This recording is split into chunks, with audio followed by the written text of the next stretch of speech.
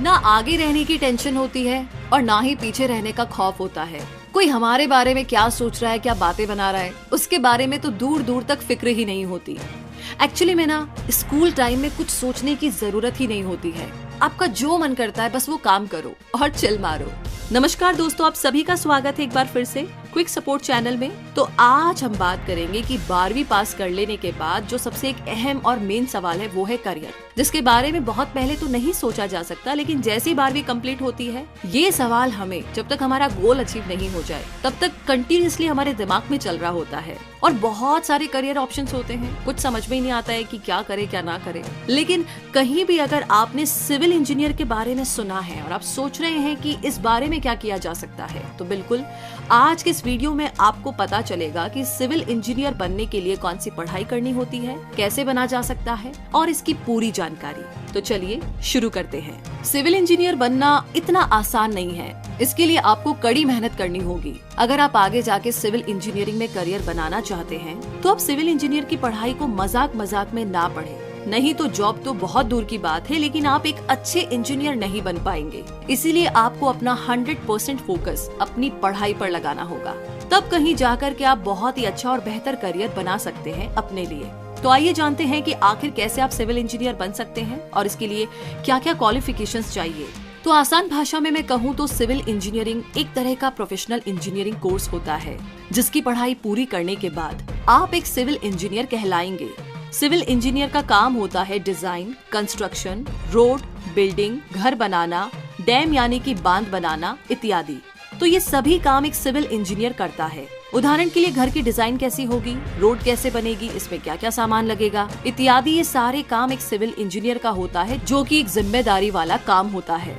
Civil engineering आप दो तरीके से कर सकते हैं। एक होता है डिप्लोमा इन सिविल इंजीनियरिंग, जिन्हें हम जूनियर सिविल इंजीनियर भी कहते हैं, जो कि 3 साल का होता है, जो आप 10th पास करने के बाद में कर सकते हैं।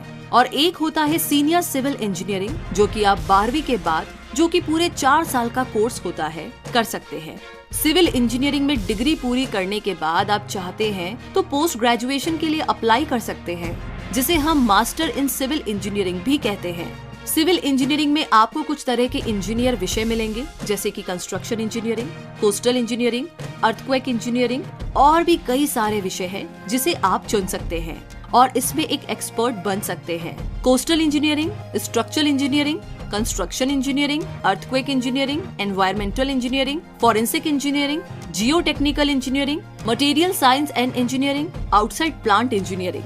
तो सिविल इंजीनियरिंग बनने के लिए अगर बात की जाए योग्यता की, तो सिविल इंजीनियरिंग में एडमिशन के लिए आपके पास 12th में साइंस सब्जेक्ट होना चाहिए, जिसमें आपके पास मैथ्स, फिजिक्स और केमिस्ट्री सब्जेक्ट से पास होना जरूरी है। 12th में 60% मार्क्स चाहिए अगर आपको कोई एंट्रेंस एग्जाम देना है सिविल इंजीनियरिंग के लिए, जैसे IIT या AIEEE। जूनियर सिविल इंजीनियर के लिए 10th पास होनी चाहिए। और अब हम जानेंगे सिविल इंजीनियर कैसे बने और इसकी पूरी जानकारी।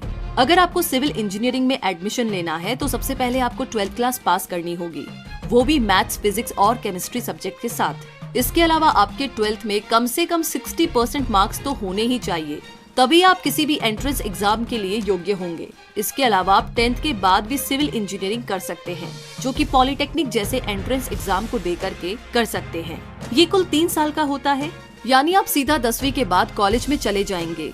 लेकिन ये एक जूनियर सिविल इंजीनियरिंग कोर्स है, जिसे हम डिप्लोमा भी कहते हैं। दूसरा है एंट्रेंस एग्जाम फॉर्म भरें और क्लियर करें। जैसे ही आप 12वीं पास कर लेते हैं, इसके बाद आपको बीटेक एंट्रेंस एग्जाम जैसे कि IIT, AIEEE इत्यादि जैसे ऑल इंडिया लेवल पर एंट्रेंस एग्जाम के फॉर्म को भरें। अगर आप सिविल इंजीनियरिंग के बेस्ट कॉलेज में एडमिशन लेना चाहते हैं तो ध्यान रहे, इन एग्जाम्स को क्लियर करना इतना आसान नहीं है। लाखों बच्चे इस एग्जाम में बैठते हैं और सिर्फ इंटेलिजेंट और स्मार्ट स्टूडेंट्स ही इसे क्लियर कर पाते हैं। तो आप इन एंट्रेंस एग्जाम को मजाक में बिल्कुल भी ना लें। इसके अलावा कई सारे ऐसे भी कॉलेजेस होते हैं जो कि स्टेट लेवल पर एंट्रेंस एग्जाम लेते हैं, तो आप उसके लिए अप्लाई कर सकते हैं। और कुछ कॉलेज बिना एंट्रेंस एग्जाम के भी डायरेक्ट कॉलेज में एडमिशन ले लेते हैं, डोनेशन दे करके, जो कि काफी महंगा पड़ता है। इसीलिए बेस्ट कॉलेज पाने के लिए आपको एंट्रेंस एग्जाम क्लियर करना बहुत जरूरी है। एंट्रेंस एग्जाम क्लियर करने के बाद आपको काउंसलिंग करनी होती है, जिसमें आपको मार्क्स और रैंक के आधार पर कॉलेज मिलता है।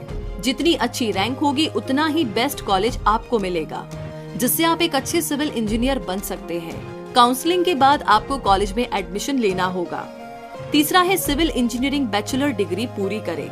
जैसे ही आप कॉलेज में एडमिशन ले लेते हैं, उसके बाद आपको 4 साल तक कॉलेज में सिविल इंजीनियरिंग की पढ़ाई कराई जाती है। इसमें आपको बताया जाता है कि कैसे घर का मैप बनता है, कैसे आप एक डिजाइन बना सकते हैं इत्यादि। और इसी टाइम पर आपको सिविल इंजीनियरिंग के बारे में पढ़ाया जाता है। तो आपको ध्यान से पढ़ना है और जिस भी कॉलेज में एडमिशन आप ले रहे हैं उसमें अच्छे से अच्छे मार्क्स लाने हैं, अगर आपको आगे जाकर के वाकई में सिविल इंजीनियर बनना है तो। चौथा है इंटर्नशिप करें डिग्री करने के बाद। जैसे ही सिविल इंजीनियरिंग की डिग्री आप पूरी कर लें, इसके बाद इंटर्नशिप करें ताकि आपको एक्सपीरियंस मिल जाए एक प्रोफेशनल लेवल पर सिविल इंजीनियरिंग के लिए। क्योंकि अगर आप किसी भी कंपनी में सिविल इंजीनियर की पोस्ट के लिए अप्लाई करते हैं तो वो आपसे एक्सपीरियंस के बारे में पूछते हैं। इसीलिए आपके लिए बहुत जरूरी है कि आप डिग्री पूरी करने के बाद इंटर्नशिप जरूर करें। पांचवा है लाइसेंस और सर्टिफाइड के लिए अप्लाई करें। अगर आपको एक सर्टिफाइड सिविल इंजीनियर बनना है और आपको इसके लिए लाइसेंस लेना है तो इससे पहले आपके पास कुछ सालों का एक्सपीरियंस होना चाहिए। इसके बाद आप एक प्रोफेशनल सिविल इंजीनियर के लिए लाइसेंस ले सकते हैं। जैसे ही आपको लाइसेंस मिल जाएगा तो आप एक प्रोफेशनल सिविल इंजीनियर बन जाएंगे।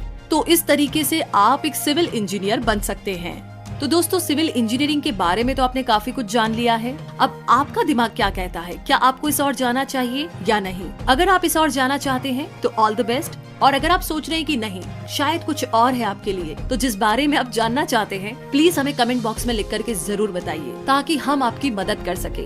वैसे ये वीडियो आपको कैसा लगा ये हमें जरूर बताइए। साथ ही इस वीडियो को लाइक और शेयर करके हमारे चैनल क्विक सपोर्ट को सब्सक्राइब करके बेल आइकन को जरूर प्रेस कीजिए ताकि ऐसी कोई भी जानकारी आप कभी भी मिस ना करें। Thank you.